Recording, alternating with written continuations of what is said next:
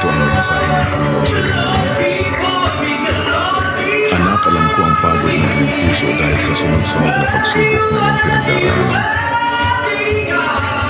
May mga araw na pakiramdam mo ay hindi ka na makabangon.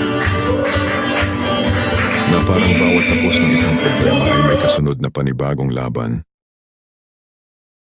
Ngunit nais kong ipaalala sa iyo na hindi kita kailanman iniwan sa gitna ng iyong paghihirap.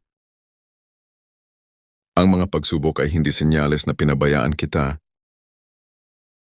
Sa halip, ginagamit ko ang mga ito upang palakasin ang iyong pananampalataya, patatagin ang iyong puso at ihanda ka sa mas mabuting plano na inilaan ko para sa iyo. Kapag pakiramdam mo ay ubos na ang iyong lakas, ako ang magiging sandigan mo. Kapag ikaw ay naluluha at nawawalan ng pag-asa, yayakapin kita ng aking kapayapaan at pagmamahal.